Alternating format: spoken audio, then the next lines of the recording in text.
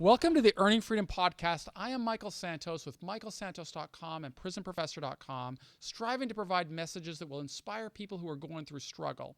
Today, I'm really excited to be presenting a message to people who are living inside of prisons or people who may have just gotten out of prison. I want to let you know that regardless of what bad decisions you've made in the past, it is never too early and it's never too late to begin sowing seeds for a better life. And today, I have the opportunity of introducing you to Glen Smith. Glen, welcome to the program. Thanks, Michael. I appreciate it. I want you to know I've got an enormous amount of respect for Glen. Glen, can you get in the camera there? Can you see yourself there in the camera? I want to make sure you're there because I want these guys to see you. And I want them to know that they're listening to a master salesman right now. Glen, tell us a little bit about, before we get into your background, what would you say the total volume of sales that you closed in 2015? Give us a number. Oh, 50 million? $50 million. Okay. How old are you, Glen? 28. 28 years old. Tell us about your educational background.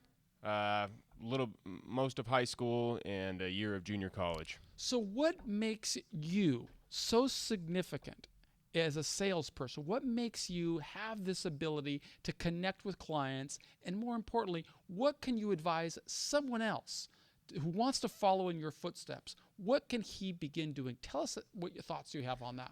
That's actually a pretty interesting question because I'm actually not a very social person. I think what makes me good at it is, number one, I enjoyed it. I enjoyed, when people would come and look at something that I sold. There's a reason they're in there, and there's a reason, and they're just looking for a justification. What do you mean, the reason they're in there? The reason someone's coming to talk to you about buying something? Yeah. Like if somebody comes into a store and they're looking at a television, for example, they're there for a reason. They're there to look at the TV, and they're probably there to buy it most of the time, and they just need a justification for doing that, and that's my job. So you weren't always a salesman. You didn't train for that, but somehow you came to that. Give our audience, some of whom came from really difficult backgrounds or maybe in real challenges right now. Tell us a little bit about your background before we get into the nitty-gritty of becoming a great salesperson. Sure. So, obviously I had a little bit of a rocky road through high school, and Why is that obvious? I don't know. I guess there's a stigma with sales, a wrong stigma with if you're in sales, you didn't complete college, you didn't do this, which is a very wrong stigma. But, when I got through high school and I went to junior college, and I didn't really know what I wanted to do. I had no idea. Which I think is the big question everybody has is, what am I going to do with my life? And what happened was I basically, my parents raised me the right way. If I wanted something, I had to earn it. If I wanted to go to the movies, I had to pull the weeds for $20 when I was younger, or do the dishes or something like that. And because of that, I started working in a warehouse when I was really young. I used to pack produce in boxes.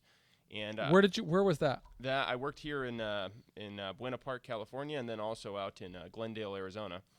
And I hated it. I didn't like the job. I didn't enjoy it at all, and I got paid no money. And I just thought that this is what life was. And when I moved from Arizona back to California, I was looking for another warehouse job, and they didn't have any available. And I took a temp job at the Bose store during a seasonal holiday. And so the Bose stereo store. Correct. Yeah. Any experience in sales before that? None. Absolutely none. So you go in there.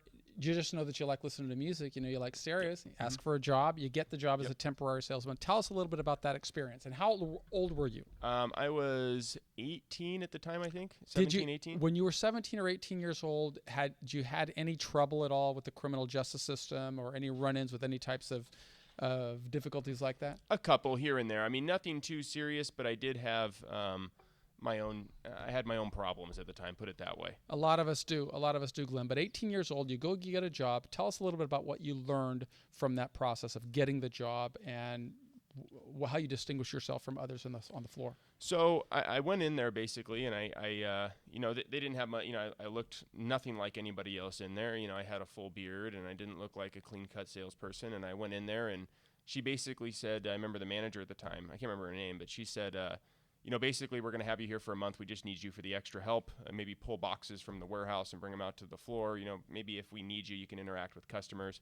And I said, okay, that's fine. And what ended up happening was I remember the first customer I ever got to talk to, they told me, I think I want to think about it.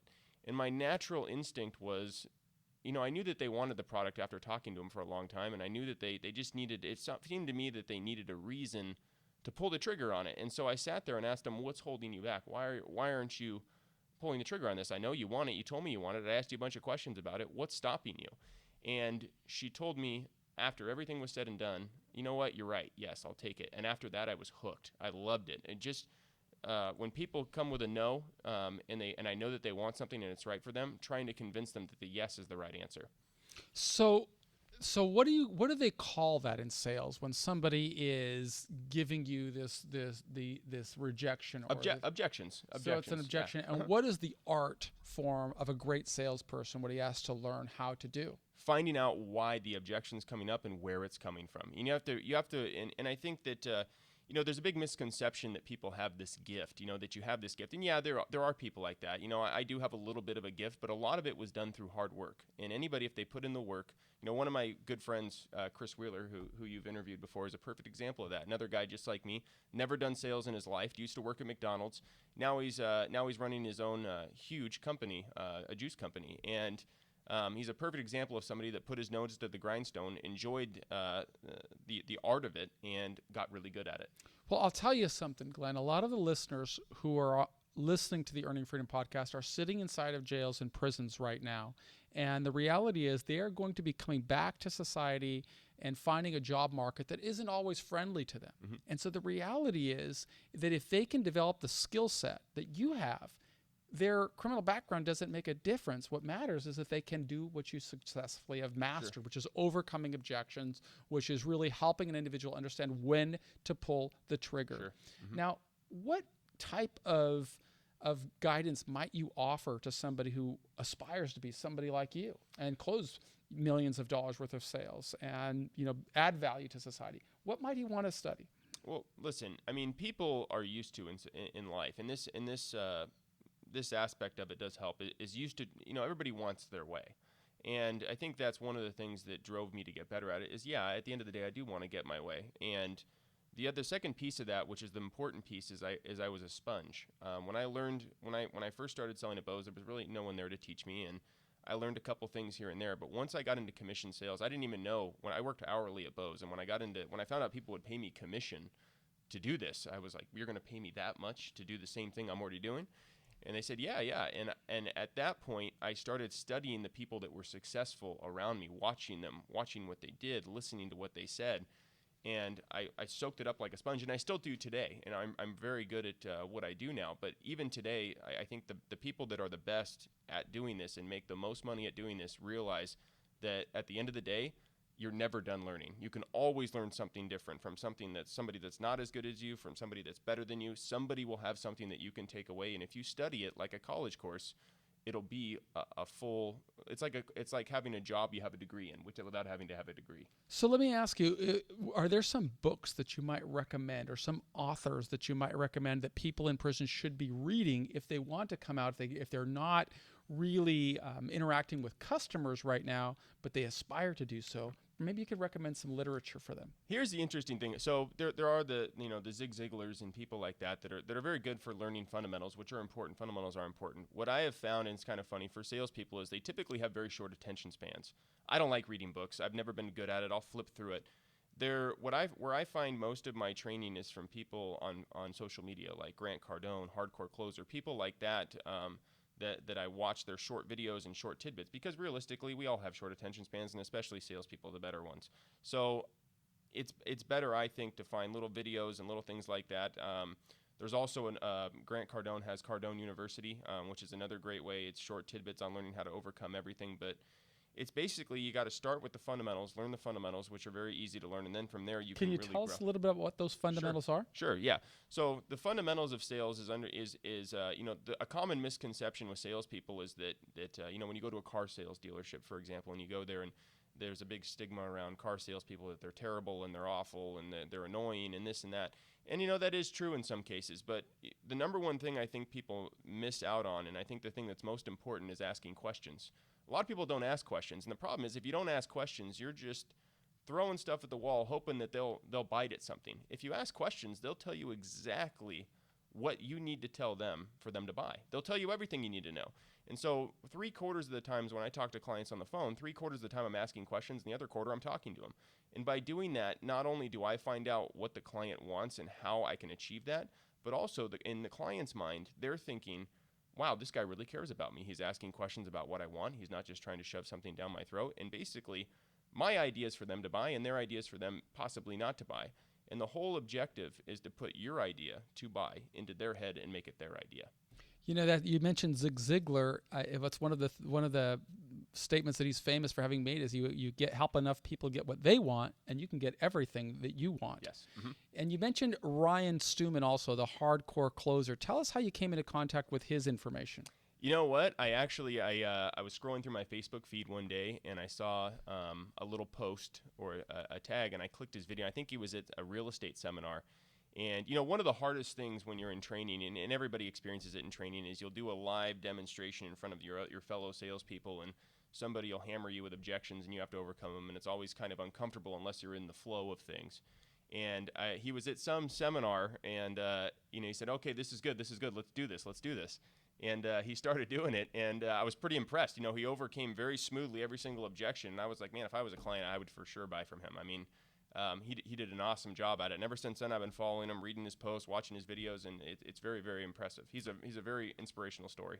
Well, I am going to connect you with Ryan Stewman. And for those of you in the audience who are in a prison going through the Earning Freedom Mastermind course, you will listen and learn from Ryan Stewman because he is on episode 200 and 201. I'm going to do another series with Ryan, but the impressive thing about Ryan is he was like you inside of a federal prison, inside of a state prison, came back and has really crushed it in the sales training program. And I'm just so impressed that a guy here sitting next to me who sold $50 million worth of products is listening to Ryan Stewman. I know that'll be impressive to him. But the message for you is that even though Ryan Stewman was in prison, he came back. He adds enormous value to society, and leaders like Glenn look to him as a resource. And I hope that this is a message for you that you will recognize that regardless of where you are right now, you will have an opportunity to become successful. Glenn, you have spoken a little bit about selling products, but the reality is, isn't life all about sales? I mean, don't you do it? Tell us a little bit about some other areas where you are seeing sales or your skills as a salesman advancing your prospects for success. Sure. I have actually a pretty good story about that. So actually, a company I was working for out in Arizona, it was the first time I had really taken it to the next level and was making a great income. And it was based around one product. And so in my mind, I thought, this is the product I can sell. And the company ended up going out of business, and I was very scared. I didn't know how to sell anything else, and I didn't know that I could apply those fundamentals to something else. It was very early on. And I remember one of my friends had left the company. He was a no-name person in the company. He wasn't really a higher up or anything. And he ended up coming back after about a 6-month leave, and he ended up being number 3. And I asked him, I said, how did you get so good? And he said, I learned from this guy. His name was Rusty out in South Arizona. And so after the company went out of business, I took a job that I knew wasn't going to pay me what I needed, and I went and I learned from him. And when I walked in there the first day, and I said, hey, I want to learn from you. And he taught me that what I do in sales applies to life. He taught me a lot of life lessons and how to get it. From the smallest thing, I remember when he used to go into, we used to have these coupons, dollar coupons for a burrito. And he'd go in there, and the burritos obviously for $1 aren't very good. And he would convince them and make it their idea to put more chicken in it for him. And it was just little things like that he taught me. And it really was probably the biggest growing point in my sales career, is when he taught me all the life lessons that go along with it and how you can apply it to really anything. I mean, everything is, any job you take is a sales job, realistically. Any job you take, even from the interview, the start, you're selling those people on why you're going to be beneficial to their company. And that's what he taught me to do. And once he did that, it was a completely different ballgame for me. So again, great message for you where you are right now. Even though you're in prison and you may not be selling products, you're still selling yourself. And what have you found, Glenn, to be the cases with regard to this message? What does it mean to you that people really buy you before they buy the product? Tell us a little bit about that, what that means to you. It's very true. I mean, let's face it, 99.9% of all products out there, other people have those products. Lots of people have those products. So at the end of the day, and all prices usually are pretty comparable to each other. So at the end of the day, most people buy because they like you, because they trust you, because they see something in you that they can relate to, or any one of those things.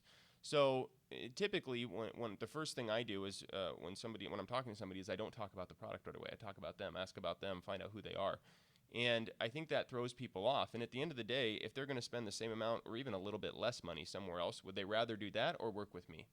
And that's, I think, why I built up a good client base and why I have a lot of repeat business. So my question for those of you who are watching this video is to ask a question. What can you do? Even though you may have a troubled past, even though you may be in prison, what can you do today to persuade the people that you're going to meet tomorrow, the people in your future, to look at you and trust you and like you and believe in you and want to do business with you? Might you have some guidance or advice for somebody that's got a troubled background, Glenn? What steps that he might be able to do to overcome that challenge? Yeah, absolutely. There's a line out there that says 10 miles in, 10 miles out. And I've done those 10 miles in and I've done those 10 miles out. And not just once, a few times. Some people's 10 What does that miles, mean, 10 miles in, 10 miles out? People dig themselves holes in life and they make mistakes and they continue to go down that road till they hit a point where they can't stand it anymore or something stops them. Correction facilities, things like that. And at that point, it's 10 miles back out. It's not just you stop at that point. You have to dig your way back out of that hole, and it does take work. And the people that do the work, it pays off. It does pay off. And, everybody's extreme is a little bit different, and everybody's 10 miles in is a little bit different. But I had a pretty bad 10 miles in, and, I've gotten myself through the woods on that. And once I did that, I never wanted to go back to that again. The life I have today is unbelievable. We're going to talk about that right now, but I just want to relate that message to what Glenn just suggested. If you've made some bad decisions in your past, if you're facing this challenge where you don't know when the door is going to open again, if you're separated from the people you love and the people who love you, the time is right now to start positioning yourself so that when you come out, they look at you for the way that you responded to the problem, not the problem itself. And there are 1,000 things that you could be doing right now. There are 1,000 things that you could have done differently yesterday, last week, last month that will position you for more success tomorrow and in the weeks to come and in the months to come. And that's what the Earning Freedom Program is about. Everybody I present has faced extraordinary struggle, but they came back with passion, with energy, with a deliberate plan to succeed, just as we want for everybody in there. And Glenn has gone 10 miles in. He's come back 10 miles out. And now we're going to talk a little bit about the phenomenal success that comes with selling $50 million worth of product. You spoke about a phenomenal life. Tell us what that looks like right now at 28 years old. There's a lot to it, but I have what did you earn in 2015? Over 200. Over $200,000. And just to put that in perspective for guys in prison, that would put Glenn in the top 1%, at least I would say for sure within the top 2% of all earners in the United States of America. He's 28 years old and really crushing it out here. And that's what we want for you. The Earning Freedom Program is not about getting out of jail and just barely making it. It's about coming back and being successful like this man sitting right next to me. Tell us a little bit more about your life. What are you doing at 28 with making $200,000? Lots of stuff. I'm making lots of different life choices. I know you're going to be moving soon and open your own sales office. Tell us a little bit about that. So the plan is, I'm moving back out to Arizona and hopefully growing something big. I have my fingers crossed, but I'm very, very excited about that. I've found that I've been very, very fortunate with that, where I do have this ability that I've taught myself, but also what's very, very difficult, and I think a lot of people will agree, is to teach somebody else how to do it. It's very hard to do that, and not a lot of people can do it. Some people are better than others at doing it, and I've tried to learn how to do that, and I've gotten okay at it, so I can teach. Well, wait a minute. When you're going to build your team, people that you're going to teach, what are you looking for in that candidate? Somebody that has drive. Is the big thing. Somebody that wants to learn, somebody that doesn't clock out at 5 and their brain stops going and they just decompress. For me, in the beginning, I might have clocked out at 5. Most times I work later, but I might have clocked out at 5. But every sale I didn't get that day or something that went wrong, I would play the tape over and over and over in my head and try to figure out where I went wrong, what I did wrong, what could I do better next time. And that's how my brain works. And I think that's why I got good at it, is now, before the problem even happens when I'm talking to the client, I already know what's going to happen. I already know what's coming. I can look at a few notes on a piece of paper and I can find out exactly what they're going to say, when they're going to say it, and nothing really throws me off anymore. So, I mean, my life today, I have first of all, I have financial security, financial freedom. I have a beautiful fiance. I have a great life. I mean, a family that I again went 10 miles in, 10 miles out with, that absolutely love me, and a lot of and a family that's proud of me, which is the most important. So how are you training these people when you do find the individual with drive, with commitment, that doesn't clock out at 5 o'clock, and you want to nurture him into becoming a great sales leader? What are the types of tools that you use to help this person grow? There's two ways that people learn, and some people like me, I learn both ways, and that's through listening and being a sponge, and trial and error.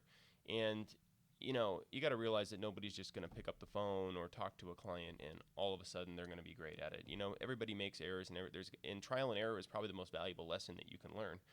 As long as you use that lesson to better yourself and don't just settle on that, which is, there's a zillion mediocre salespeople out there, a zillion of them. The sales industry is insane as far as how many salespeople are in it, and nobody really betters themselves or tries to get better at it.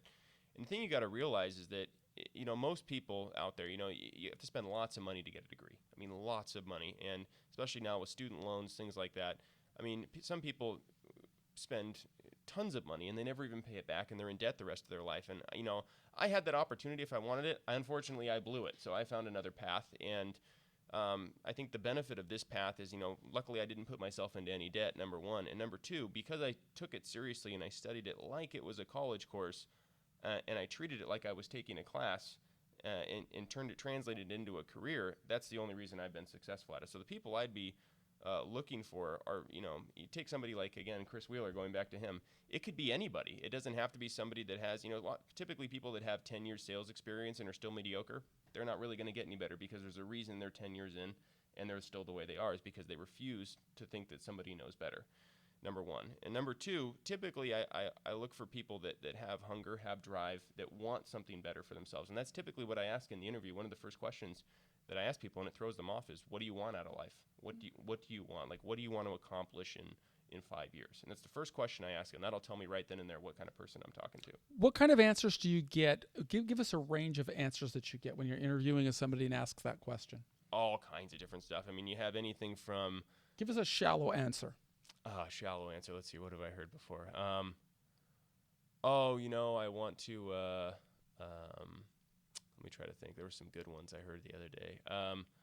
I just want to be able to not have to worry about money anymore. Like, that one's a pretty shallow answer. Or I just want to take care of my kids, or I just want to be able to pay my bills, or I just want to be stable and work for a company that pays me and treats me well. Yep. Okay, give me the difference between that individual and an A player, somebody who's really going to crush it. An A player comes in and you ask them what they want out of life, and usually, hopefully they'll ask a question like, well, are you talking 2 years, 3 years, or 5 years? And if they say that, you have somebody real there, somebody that really that has already designed a plan for what they want to get to, and they just need somebody to give them instruction on how to get there.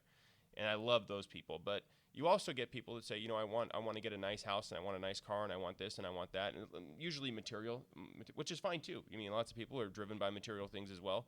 And I'm not going to say that I'm not as either, but you get people like that too. And I remember one of the best ones I ever had, a guy that still works here actually. He came into the interview and he said, I asked him why do you want to work here, and he said, I like nice things. I said, all right, good enough. So I can tell you that in the prison mailroom, the popular time of day is when the mail is delivered, and the most popular magazine that comes is either going to be Rob Report or Architectural Digest, and these types of magazines that advertise high-end things. But the unfortunate thing is, most of the guys who are reading that, they can't afford to buy commissary. Mm-hmm. What my question for you when you're listening to this podcast is, what kind of guy are you going to be? Are you going to be the kind of guy that looks at magazines and salivates about it and talks about what he's going to have and be full of happy talk? Are you going to be the kind of guy like Glen that really thinks about where he wants to be in 2 years, 5 years, 10 years?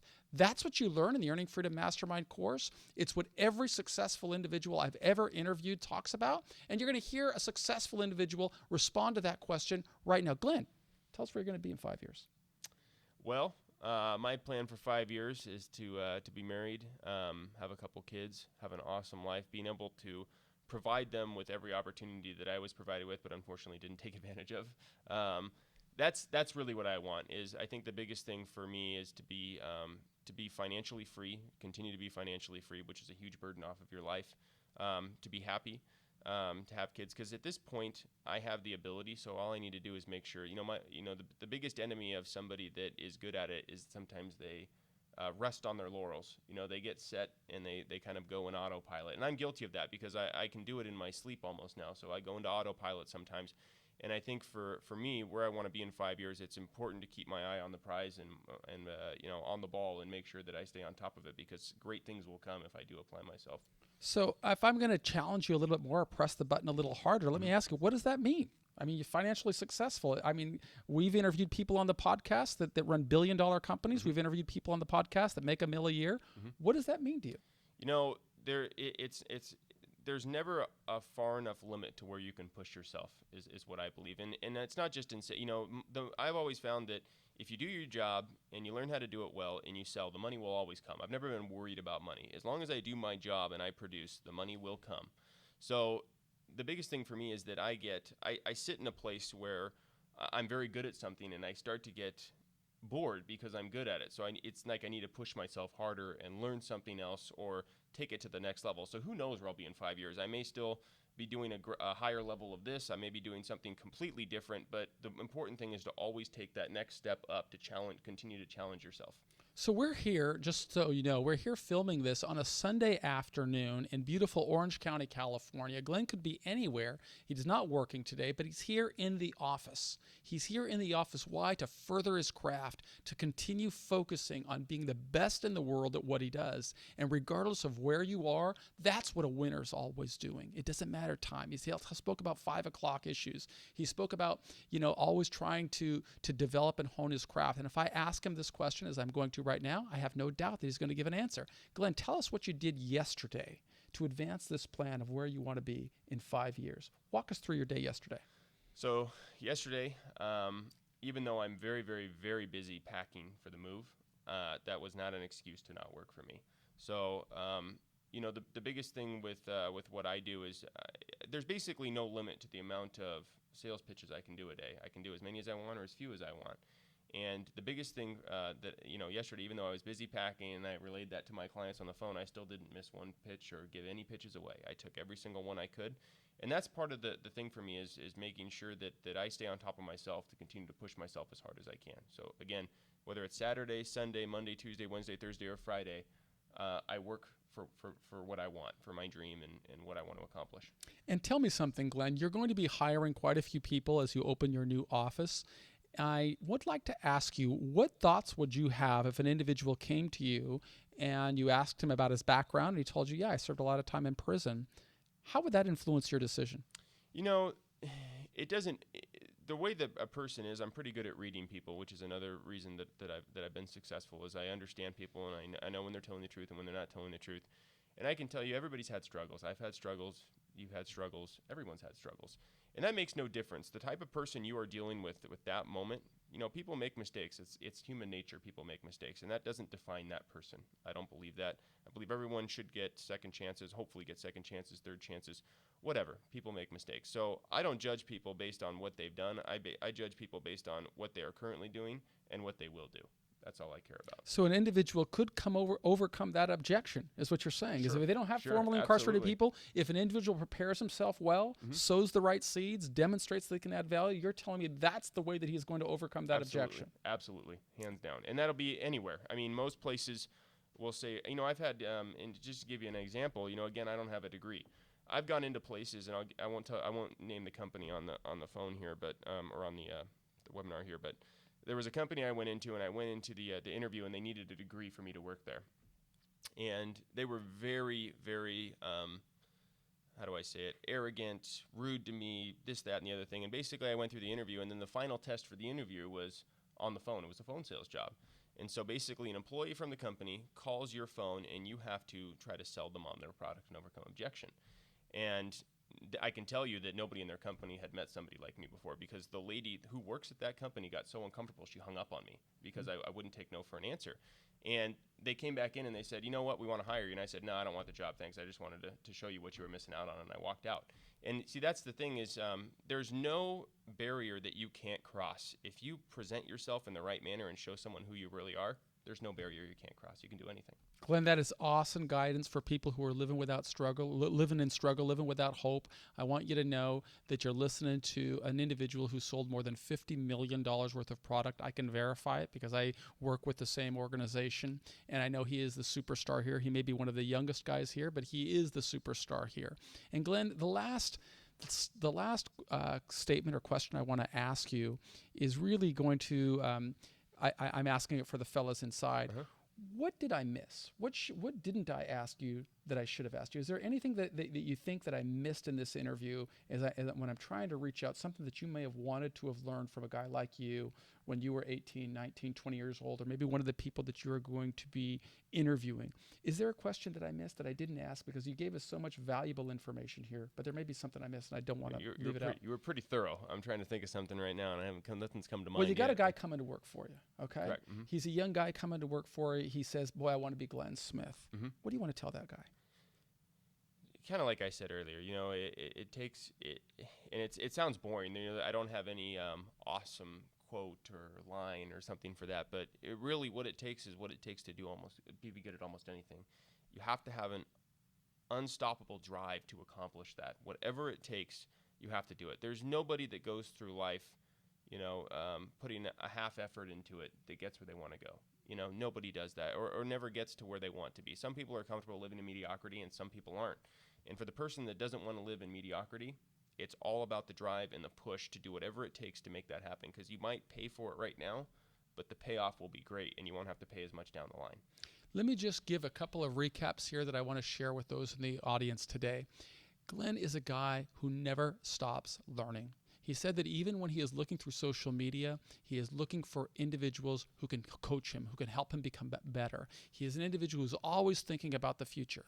And even though you're in prison, the reality is now is the day that you can start sowing seeds to overcome objections when you come out, and you will face a lot of objections. But the individual who prepares himself well, who prepares himself to overcome them, really can take his life to the next level. It doesn't happen by accident, and it doesn't happen with happy talk. Out here, Glen is becoming a great salesperson. Why? Because he learns everything he needs to know about the product. And when he responds to somebody's questions, he responds in a manner that makes them like him, that make him care about him, that he can ask them, how can I serve you better? He's always looking for their interests, but he knows his product.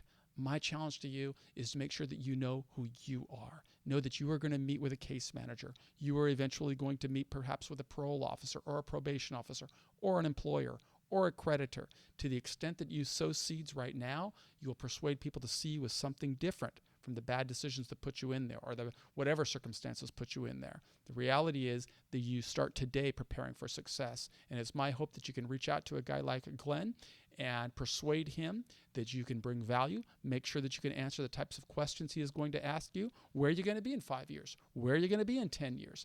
And while you're in there, do everything you can so that you can communicate as articulately as he just did. Speak fluently. Be able to answer questions on a heartbeat. Speak with passion and energy, and never lose that drive. Regardless of where you are, never lose that drive.